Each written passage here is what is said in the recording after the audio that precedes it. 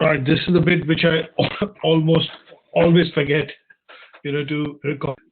Welcome back, Phil. What we're going to discuss today is obviously the learning outcome 3. As you know that we've been, kind of dragging along on this unit, which is unit 4.4, people in organizations. And we heard, in terms of learning outcome 1 and 2, before we had this a week break, keeping in mind Easter. So now reinitiating with regards to trying to, complete this unit. What we are looking at today is this is a catch-up session which was originally scheduled for Tuesday, but Okay. we're going to do this today. So we'll do learning outcome 3 today, and then we'll move on to learning outcome 4 tomorrow. Now, as you can see on the screen, the learning outcome 3 basically talks about understand issues which are related to remote working. Now, there is a very good article which I have found, and what I've done is I've emailed that to you, which is basically related to the learning outcome 3 specifically. And in this article, in fact, if you kind of remember, I don't know whether this was something which you will recall, but what essentially happened, I think a couple of years back, when Marissa Mayer, who used to be the former CEO of Yahoo, actually took over as head of Yahoo, and she then brought in something which was a high level of digital integration within the business, and she started the policy. She basically looked at ending the policy of remote working within Yahoo, and this was there was a lot of controversy around it because as an internet company, Yahoo basically had allowed its employees to remote work, basically work remotely, as they felt that as the company board and the HR essentially felt that helping the individual staff and employees to be able to adapt to their working styles and attitude will actually in the long run be more productive for the company. So there was a massive outcry when she came in and she took over Yahoo, and she said, okay, because we've got teams working in different locations at different time zones, no wonder why the company is not able to package and offer products as seamlessly as compared to other competitors like Google and Microsoft, when Yahoo was losing market share.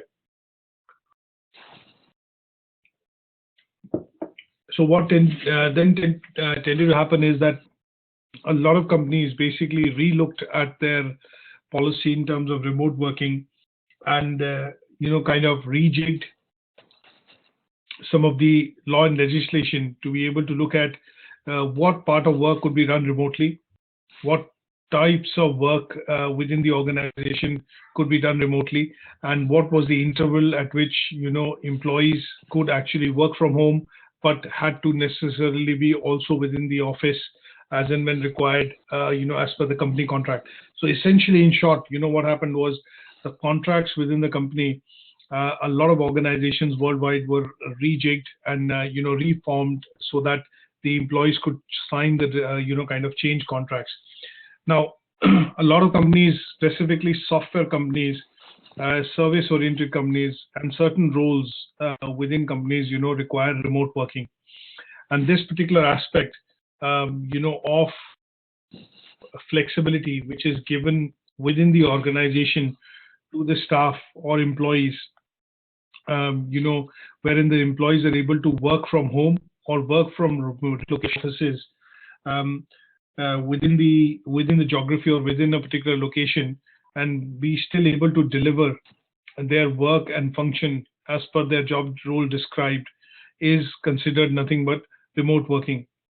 In the UK, I don't know whether you're aware or not, but in the UK you have Regus offices, across various cities, and these are offices which are predominantly used by employees of different organizations, as they are based everywhere in the UK, and in some cases some of these employees end up using these business centers or the remote location offices which are contracted with Regus office locations to be able to use them, for things like video conferencing, joining, meetings through webinars, and also, utilized by the employees to look at makeshift offices wherein they can have client meetings and, absolutely come in and, use the office to be able to conduct usual business. Now here, what we are trying to look at in particular with the context of this unit is we are looking at basic things like why does remote working come out as a concept within the organization, and if certain organizations allow for remote working, what are the implications which the employees and the organization can face or have because of the context of working remotely. So what I've done in essence is a bit of reading material that you need to look at would be the fact that here what you're looking at is understanding the advantages and disadvantages of working remotely. And in some cases, what we are also looking at is understanding what are the various ways in which staff can work remotely. And last but not the least, I've included a detailed workout, which is a study done by the Institute of Leadership and Management, wherein in this study, what has happened is they have come out after a survey and a research, and compiled these findings from about respondents who took part in this particular survey. And here they have basically defined, the ways in which remote working can work for the organization and also for the staff employees. So in essence, what we are looking at doing is for this particular learning outcome, we are looking at going through these handouts and trying to understand what are the various connotations of working remotely, both from an employee as well as organization perspective. And in some cases, we will also look at why does remote working does not work. It's not kind of a one approach fits all, but in some cases working out much better, and in some cases remote working does not work out well at all, both for the organization as well as for the individual, and in some cases it fails. And we understand the reasons why in certain situations the working does not work. And last but not the least, what we will also look at is common practices and what kind of leadership style is best suited when you are managing teams which involve workers or staff which work in your team through remote locations. Is that okay? Yeah. So what I'm going to do is I'm going to start off with a few slides, which is primarily leadership styles, just to refresh, adapt these leadership styles to see which one works best and how it works and relates to remote working. So looking at this slide, is it visible? Is the presentation visible? Yeah. Okay. So basically what we are looking at is now leadership. How do you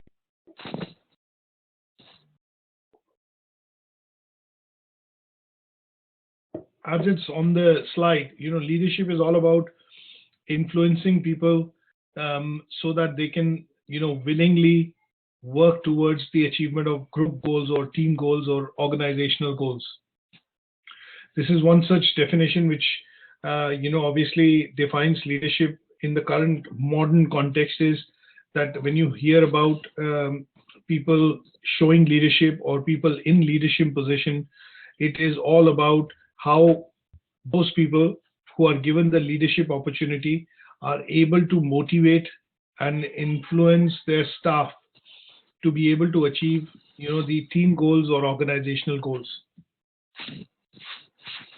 Now, for us to look at analyzing the effectiveness of leadership, what we need to be able to do is define and measure some criteria which looks at organizational effectiveness. Now, it'll be easier for me to say that, we need to achieve this in so much time with so much resources. But at the end of the day, what we need to be able to do is define what that goal is and what does it require in a real instance to be achieved. So that is point one. Before we get into that, we will look at. The other is, how do we assess the leadership style? So there are a few leadership styles which have been, which have been classified and firmed up over the years and decades.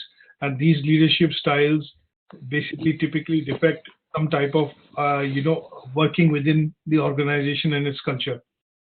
And last but not the least, what we will try and do is we will correlate these leadership styles to the organizational performance. In particular, to remote working with regards to our case of study today for Learning Outcome 3. Now, let me ask you another question. How important do you think is leadership as a concept within the organization? Well, do you think people generally perform well, or staff generally performs well without leadership within the organization? That perform well with leadership. Come again, sorry? Staff will perform well with leadership. Right, okay. And why do you think staff perform well under leadership? Because, like, if there's new staff that joins, they'll need somebody to take the lead. Most likely their line manager or the manager of that team. So they would need to have some sort of leadership to guide them. Right, okay. So what you said is absolutely correct. What we do get to see is that research says that there is no leadership within a department or within an organization. Then what we do get to see is that 60% of the staff, will perform. You will see essentially people performing 60% of their potential. If given a set of activities, say on a scale of 1 to 100, what we generally get to see is the staff are able to typically perform those activities in most cases up to 60%. The 40% additional impetus which is required, or the push which is required, is essentially only achieved if there is effective leadership available. Now, give you an example of Apple. A lot of people have compared the leadership at Apple between Tim Cook and Steve Jobs, and you definitely get to see different write-ups, articles, interviews which keep coming, which kind of compare the difference of style in terms of leadership between Tim Cook and Steve Jobs. And if you've read the autobiography of Steve Jobs, wherein he basically described he basically talks about what kind of a leader he is and how he inspires his staff and his people. Steve Jobs basically talks about, he was more or less, from the autobiography, when you look at, he was more or less an autocratic leader. That means he looked at things from a way wherein he looked at things from a way of perfection. He always wanted the things to come out the way he envisaged, and he felt that there was no way that he could compromise in the way that he was looking at creating products. But when you look at the leadership style of Tim Cook, what we do get to see is that in the 4.5, 5 years now that he's taken helm, or he's been at charge, he's been at the helm of Apple as a company. What we do get to see is that there are very few innovative products which have come out. But as against Steve Jobs, there was a continuous line of new products which have come out when he's led Apple from 1997, when he rejoined the company, onwards to onwards till his demise, I think in 2012-13.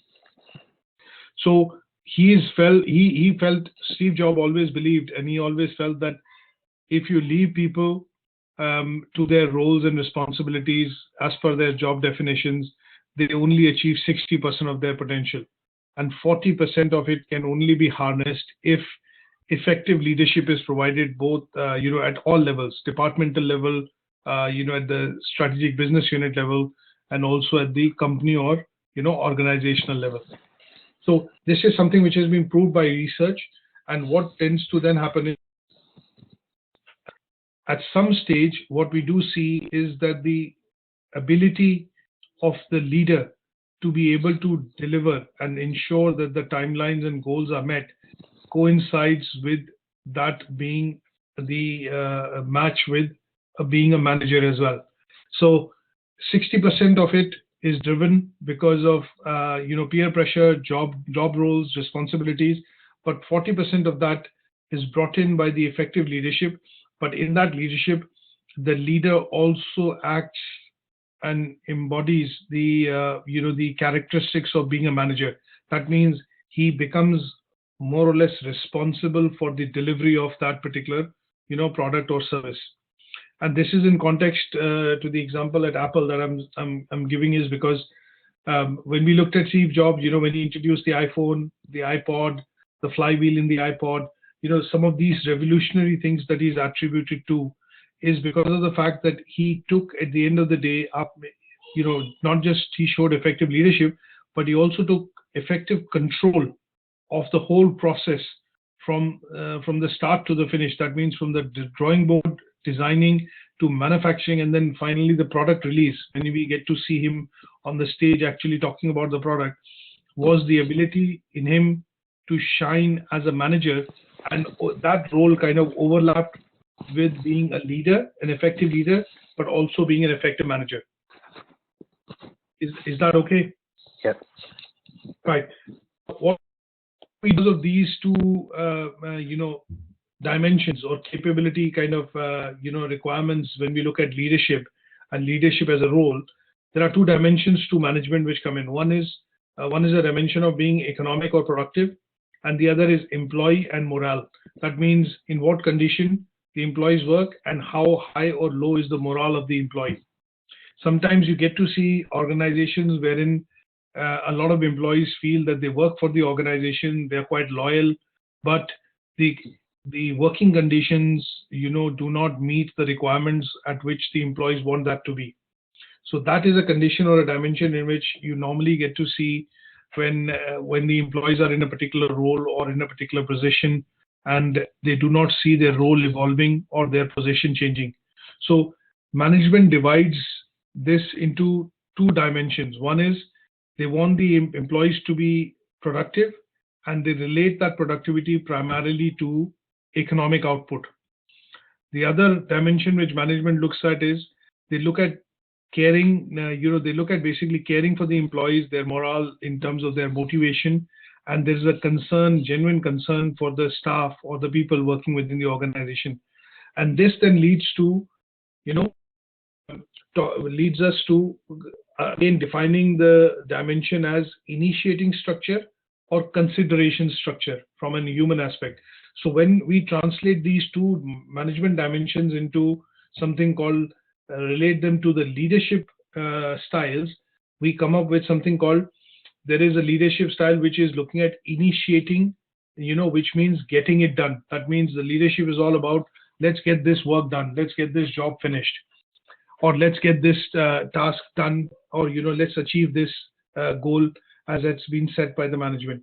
And the other is the bit which marries the bit of consideration. That means brings in the aspect of human nature, which is, okay, this is something which can be achieved, but it has been achieved, and this is what the employees have done. They must have done a stretch, but that's fine.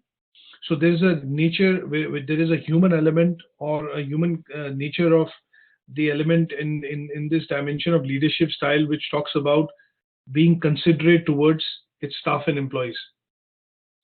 Now, these two dimensions on an X and Y axis, this gives rise to 4 styles of leadership that we are wanting to arrive at. So if we plot the consideration on the X axis and the Y axis, and the initiating structure on the X axis, what we do is we come up with the 4 styles of leadership. So here essentially what we look at is a leader which is a benevolent leader, has more concern for the people and less concern for the output. Then you look at team leader. There is another style which originates, which is called laissez-faire, and the last one is something called autocratic. And let's look at now the definition of how those styles come about. move this here for a second. So it's closable. Yeah. Now let's look at it on the what we've done is we've labeled them as X, Y, L, and Z. So the first style is something called leader style. The team's leader style is proven to be most effective in a condition wherein you're looking at meeting both the concern for people and also the concern for production. That means here the person is looking at balancing or doing a balancing act in order for the main reason of getting the tasks done, but also not rubbing the employees or kind of burning out the employees or staff within the aspect of achieving that task. And here, what you look at is at times there are special conditions which require a different type of style, which is looking at if you want to still achieve it at any cost. Then in that case, sometimes what happens is you end up having some employees leaving the team because they feel that they are being stretched too much or pushed too much to be able to achieve that job. So what we are looking at is in the team leader style, essentially it's a balancing act that we need to remember. And this balancing act is basically required from a point of view of getting things done, but also ensuring that the leader who's getting the job done has a genuine concern for its team members or people within its team. Okay. Styles first. The second style is called the laissez-faire, and laissez-faire is obviously. Do you know what is laissez-faire? No. Okay, laissez-faire essentially is a French word, which basically means let's do it. Okay. It's a French word which basically means, and it was, probably coined sometime back when, from a context of economic, or economic transactions wherein there was the government and the public sector and the private sector, and there were a lot of privileges and sanctions and things like that. So the government always believed that the public and the private sector could make things happen. And that is where the term originated, which is called laissez-faire. That means let's do it. Now, in this particular quadrant, what we look at is the leader who looks at, believing in the fact that let's do it means he basically sees his role as a role wherein he is only a bearer of the information, but he lets other people in his team make the decisions. So what he does is he basically abdicates responsibility for the team or the unit, and he seems that he's kind of uninvolved and lets the situation take care of the situation take care and run the whole process. So laissez-faire is a style in which basically there is the leader who's supposed to be the leader does not make the decision, but he lets the people make the decision, and he is tempted or she is tempted towards, tilted towards more on the side of concerns for the people rather than concerns to achieve the goal. Is that okay? Yeah. Next style of leadership, which is called the autocratic leader. Now, this particular leadership style basically talks about, there is one structure, and the person basically says, what I say is correct, and obviously that needs to be done. This person, or in this position, the autocratic leader is primarily focused on, getting things done. That means the concern for production or productivity is the highest.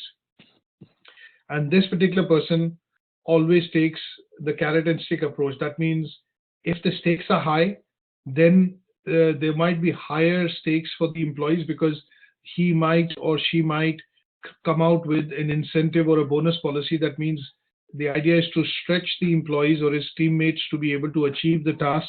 And if they are able to achieve the task, if they can be stretched a bit more, but there is a carrot and stick approach in terms of ensuring if they achieve this much, this is the bonus. If they achieve this much, this is the bonus. So the idea is the person is more or less focused on achieving the task and becomes to a certain extent inflexible and has a very controlling nature in terms of his leadership style. Is that okay? Yeah. What we look at is benevolent. Now here the person is particularly very people oriented. And when we say people oriented, what we mean is that he tries to organize, most of the activities which are favoring his staff or his teammates. And the real meaning of benevolent is obviously a kind-hearted person. So that means the person has more concern for people rather than the concern for, the tasks or the productivity. So here the person has a lot of experience, can act a bit paternalistic, but at the same point in time, this particular type of leader shows a lot of concern and genuine concern for people and their welfare, and also encourages them to be able to achieve the overall set task, but does have a compromise in terms of being more tilted towards the concern for people and his staff and employees rather than making sure that the task and job is achieved. So these are 4 types of stuff which come across, and if you look at the team leadership style in general, what we see is the last style, which is team leader. So we started with laissez-faire, autocratic, benevolent, and then we go to team leader. Team leadership style is the person here tries to balance between production and people issues. That means you normally get to see this in manufacturing industries or service-oriented businesses, wherein the person will genuinely, in that position, try to solve a problem, but also try and absolve a particular blame or something which comes across on his team member. He looks at building a team of employees or building a team of people who actually are able to consistently work together and also are able to deliver on objectives. So focuses on both production and productivity, but also at the same point in time develops and approaches the tasks from a team perspective. And here the main objective for the person he believes in is that the organization is a vehicle for carrying out plans. So he works in tandem with the organizational goals, tries to build a team which works to try and achieve the tasks set out, and shows both concern for production, that means productivity, and also concern in genuineness for the people and staff involved in working within these teams. Now, the thing that we want to come to in terms of understanding is that these 4 leadership styles, what do they tell us about the essence of where these leadership styles actually work and what are the positives and what are the negatives. So when we look at theory L stands for laissez-faire. Now here, because the leader itself delegates his responsibility or abdicates the responsibility, what we do get to see is that the management component which is required in a leadership position is actually missing. So the team in this place looks at very low productivity, right? Okay. The theory X stands for autocratic. The autocratic leader is very focused on productivity. There is lack of inflexibility in terms of what he or she or employees want. So here the focus is on my way or the highway. That means the focus is on productivity. It can lead to a little bit of job stress and low satisfaction within the team, and as a result, a lot of employees which work within the setup wherein the management has stronger control than the employees, they believe and become obviously become and take up membership of unions. So the current case in point is when we look at the rail, Network Rail, Virgin Rail, and all those companies. Here the management is in a stronger position, and their employees are all members of any or some form of union. So when it comes to balloting, because of the autocratic nature of the leadership within the company, the focus is more on productivity than employee concern, and that is why it leads to a lot of balloting and union action. Now theory Y is basically nothing but the benevolent leader, wherein the achievement, so the productivity goal is less, but he or she actually believes in having good relationship with his team and his team members, and as a result shows more concern for people as compared to productivity and achievement. And the last one, which is team leadership, this is the one which is considered optimum, because in this particular leadership style, the person in this particular position tries to achieve both high productivity and tries to gain cooperation with his team to be able to achieve the organizational objectives. And here is what you get to see, that there is very low turnover of staff and there is high level of employee commitment. So these four theories basically lead us to determining a particular leadership style. And in that particular leadership style, we look at this slide in detail, which gives us the outcome of what leadership style actually does, and what are the advantages or disadvantages that particular leadership style actually gives. Is that okay? Yes. Coming to another topic that we will look at, but coming to the fact that going back to the basics of understanding which leadership style works best in remote working. What do you think after going through this? Which leadership style do you think works best when we look at remote work?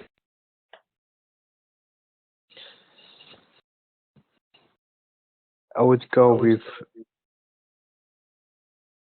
3L. Right. Okay.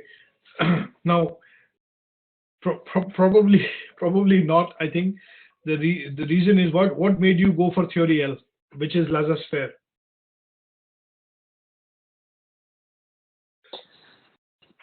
Well, I was looking at the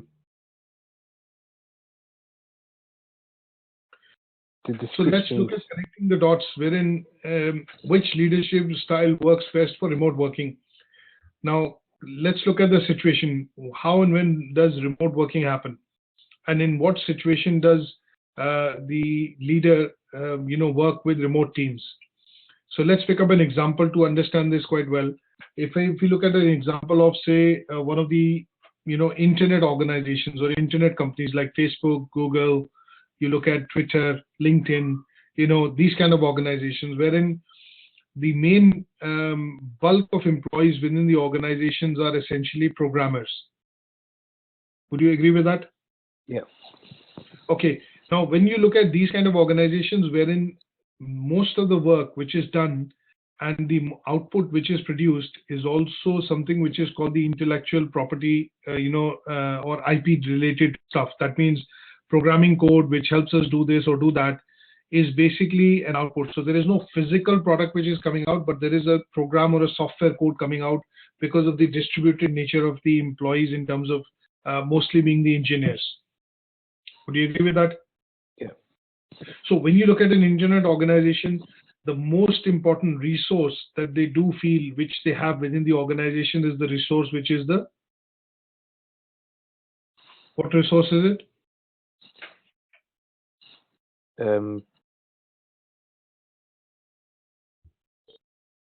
For most of these organizations, what is the most important resource? Is it IT, infrastructure? Is it the finance? Is it, is it physical infrastructure? What is it? Customers.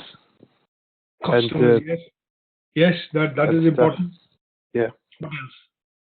So when you look at resources, say for example, from an from an organizational perspective, customers would come in a bit later, but the organization would essentially look at resources first. So they will look at resources like product, place, price, promotion, the 4 marketing mix or the 7 P's, like infrastructure, people.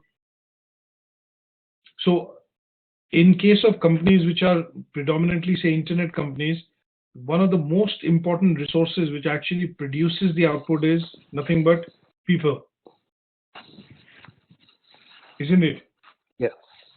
So today in most organizations, you look at, if you do not have people, then even if you have the best IT and best things, there is no way that the organization will be able to function. As against, if you look at an automotive industry, for example, you look at car manufacturing, today more and more cases, the people resource is actually being replaced by robotics. So in that particular sector, we look at machinery would be one of the most important resource apart from people.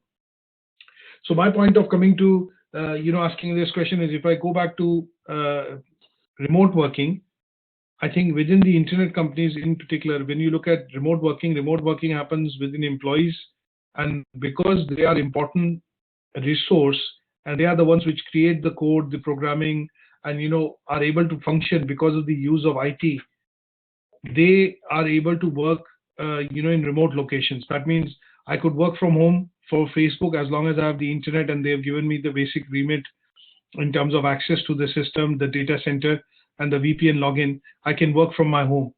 I do not need to be physically present because in the engineering department, and my job is to basically write a code or test a piece of code which is going to be introduced on the Facebook platform. Does this make sense? Yeah. So when you look at that, what tends to happen is that in this kind of a situation, you will get to see that basically what will happen is the line manager would be in one location and his set of engineers working within the team could be in 3, 4, 5 locations. So Facebook, for example, has a developmental center in India. They have a development center in UK. They have a development center in Sweden. They have a development center now in Switzerland. They also have 3 or 4 developmental centers in the US. But when you think of, say, a vice president product marketing or product engineering, that person might be based in the US, but he or she might be working with virtual teams which are working in remote locations. And for a larger context, this remote location is something in the UK, something in Sweden, something in Switzerland, something in India, and then a one-odd team in the US. But all of them working together on the same product. Correct? Yeah. So when you look at that particular situation, here the person who's managing that kind of a team, what particular strong characteristics does the team leader need to have? Now analyze and choose a theory. Do you think if the management is missing, will the teams be able to function remotely? Will they ever be able to finish the product or finish the piece of code or whatever job has been given on time? I would say no. No. And do you think if the person in that leadership position has a context wherein he says my way or the highway, would that work? No, that won't. That won't work either. Now, if somebody in that position who is ready to accept low achievement, but is still able to retain the staff in terms of the work, but is not able to deliver on the product, which is important from a management perspective, do you think that will work? That one can work, yes. That will not work. Sorry, can you repeat that, please? I'm saying, for example, a person in this particular position, which is working with remote teams, Yeah. Is able to work with the people, but not able to achieve the output which is set by the goal or the goal or the output set by the management. Is able to work with people, but not able to get the output from the people in remote locations. Will that work?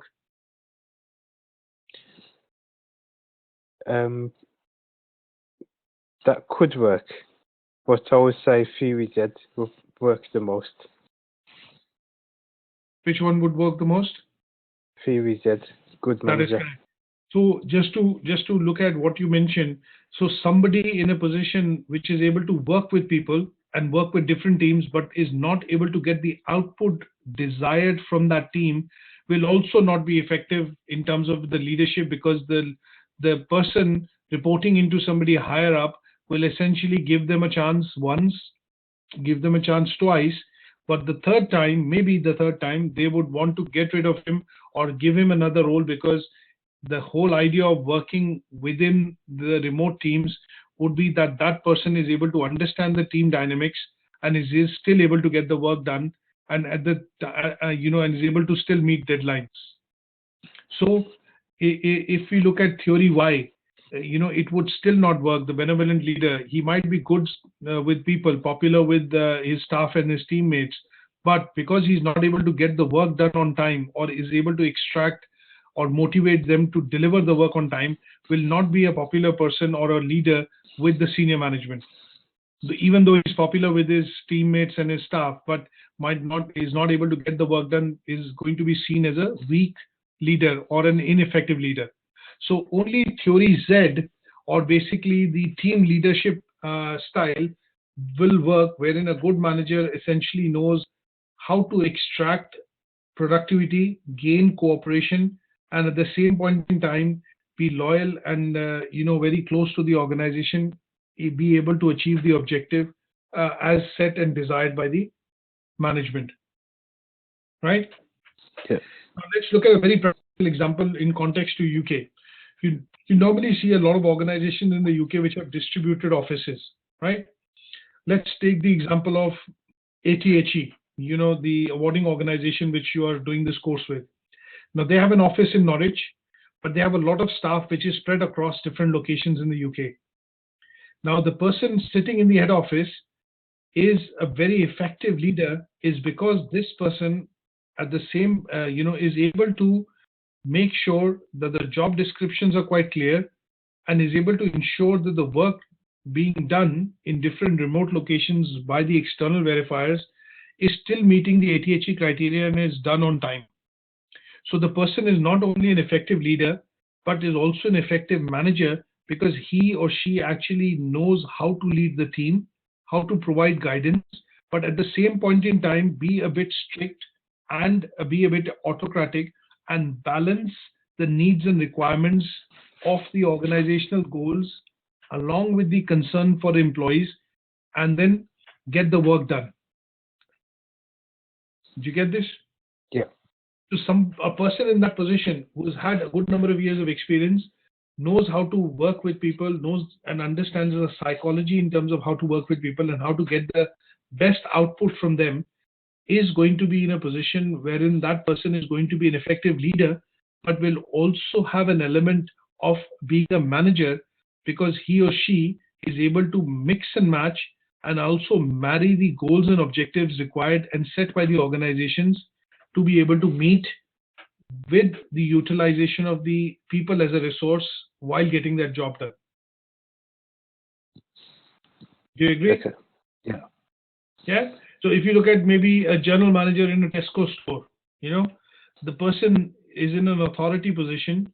He knows how to throw his weight around, but at the same point in time, because he works with a different set of people within his store, and he knows that this is a part and parcel, and I'm a part and parcel of this team, he knows where to push, where to control, where to show leadership, and where to manage to be able to get the work done on time. And this happens because he's able to gain the cooperation, but at the same point in time, also show leadership and manage within the situation by leading, and then still gets the cooperation of his employees from a point of view of running the store operations. Correct? Yeah. Okay, good stuff. So it is subtle that obviously from a point of view of leadership styles, when we look at, and in specifically cases of remote working, what we do get to see is that this, the theory Z, which is nothing but the team leader theory, essentially works well when it comes to working and managing employees in different locations, in different remote locations. Okay. Okay. Now, the other part that we have, now that you've understood this, the other part of what we want to be able to study, and this is a handout which I've sent you on the email. You need to give it so that you are able to understand what is remote working, what are the advantages, and what are the disadvantages of working remotely for an organization and for an employee. Okay. Okay. And the other thing which I've sent across to you is basically talking about the benefits and challenges of remote working. So when you look at remote working, one of the key challenge which organization faces, they do not have direct control on at what time the employee is doing what particular job and what particular role for the organization. So imagine if you're a sales manager and you work from home. Now, in most cases, you expect to send across some sort of a report at the end of the day in terms of how many calls you made, what emails did you send, which clients did you meet, so that your line manager is able to clearly understand and ascertain that you are doing the role even if you're working remotely at a remote location. Some of the benefits of remote working are that you're able to attract and retain staff. Sometimes staff is much more productive because they feel at home, and some of the staff basically feel that the traditional hours that they work between 9 to 5, 9 to 6 are not necessarily, very productive, but they can be productive in a situation environment which is much more friendly and cordial to them. Now, so some of these things have been explained in this, handout, which I would suggest that you give it a read through. And it talks about the benefits, the challenges, in terms of working remotely. And there are one or two examples which have been taken in order for you to be able to understand, and pick up these benefits of remote working and, the challenges of remote working. Is that okay? Yeah. Now, so that will basically cover us for learning outcome 3 for today. Okay. Which basically talks about understanding, if you are working remotely, if you have a chance wherein you're working as an employer, as a staff remotely, you need to understand the next organization allows people to work in remote locations or through. What are the advantages and disadvantages of working? The challenges which it has in particular. Understand the needs and requirements of staff working remotely, and last but not the least, what leadership is much more when you're teams or managing teams which work within remote or distributed offices in, as I don't know if I have to call remote working. Okay. Sorry, can you repeat that, please? It was breaking up. What I said was that in this particular context, what we have to understand is that 3 things that which we covered today was that why do we look at, or why does organization look at staff working in remote location? Use the word remote location can also be a synonym for distributed offices. That means you work within Tesco, you're in a head office, you work within the store, you work within a regional store, or things like that. Now, the second handout will give you some idea in terms of what are the benefits and advantages, both from a staff as well as from an HR point of view, to look at, remote working. What are the challenges in terms of setting up policies, things like how to maintain that the employee is actually working, is not, obviously showing that he's working. These kind of things and issues come across, and just give it a journal read, and it will give you some idea in terms of what are the things which HR department looks at in particular when they look at allowing employees to work in remote or distributed office locations. Okay.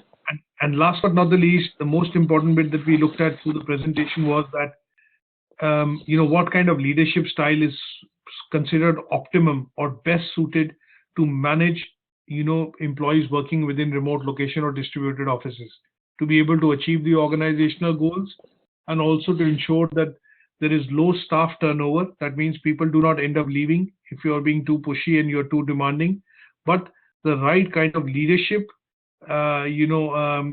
style essentially helps meet the organizational goal, the productivity, and also the employees are then loyal and motivated towards the organization. Okay. And then last but not the least, what I would suggest is, from a point of view of doing the tasks in the assignment brief, it will be helpful if you look at this particular, which is a research handout, a study which was done by the Institute of Leadership and Management, and it talks about the various, aspects of why organizations today look at dispersed teams. You have people working within different locations, but working under a particular person. Dispersed teams, location, distributed offices, all but the same synonyms. Different is same and in context. Is that okay? Yeah.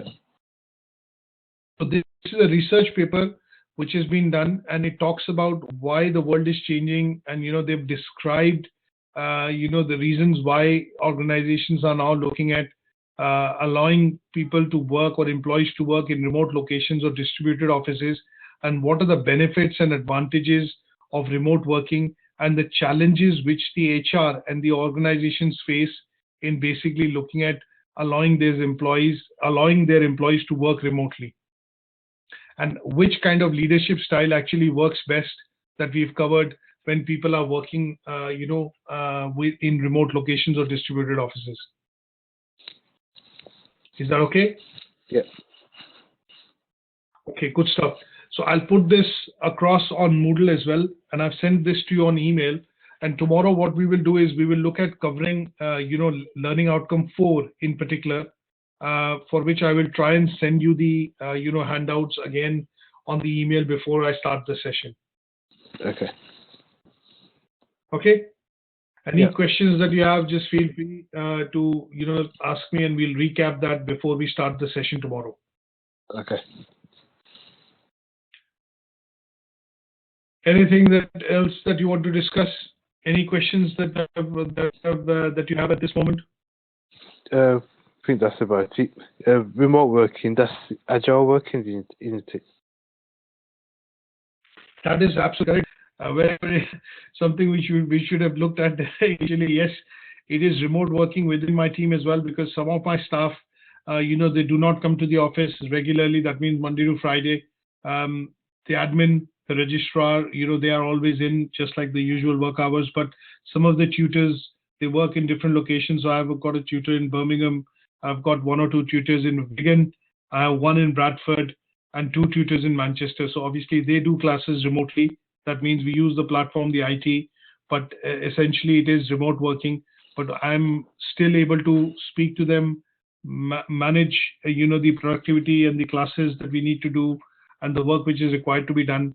And that requires a bit of leadership style, which is the team leadership style, because they are working in different locations. I need to understand their stress and nuances and requirements, and then still take them along from a perspective of working within the team to manage this remotely, and obviously, to keep productivity and effectiveness going. Okay. It's a good example, yes. So we obviously, some bit of our working within our business model is also remote working, because some of my staff use distributed offices. We use Regus offices, in 1 or 2 locations. When the sessions are conducted, the staff actually ends up going into the Regus office to be able to take the sessions with the students. That's a good, Okay. good example, Phil. Yes. Yeah. Yeah, because we do have a lot of staff in my building that does agile working, so they could work at home, or they could move offices, work in different offices. That is correct, and I think this is a trend which is now taking increasing. It's actually increasing by the day, because a lot of organizations are looking at reducing travel costs, the stress which the employees have to go through when they look at traveling, and in some cases, because of the use of technology and the connectivity, because of the internet, enables more effective and more productivity from a point of view of remote working than the employees just coming into the office, because a lot of organizations are looking at cost savings in particular. Yeah. So it's an interesting, modern day concept that we have to study, and it gives you an insight into, why this is on the increase. That means remote working within organizations is on the increase. Until unless you are physically required to be there, and you are physically involved in terms of either production, engineering, or manufacturing jobs, most of the other jobs in the services sector, wherein you have to be the front facing end to the customer, require you to be there. But a lot of other jobs in which sales and marketing, for example, high-end services which are offered, are all moving to remote locations. Customer services, like, when you look at calling up customer services in particular, the call centers, the operational time 24/7, those kind of things are all moving to remote location, because one, the organization is able to save money, they're able to outsource operations, and also able to keep the shifts going because of the globalization of the business, so that they have to be operating 24/7. It just can't be that I'm operating 9 to 5 or 9 to 6 in some cases. So this is on the increase. Okay. Good stuff. I'll catch up with you tomorrow, same time at 7. And we will look at, if you have any questions at that point in time, we'll discuss them first and then, start with learning outcome 4. Okay. Okay, Phil. Take care. Right, you too. Thank you. You too. Bye.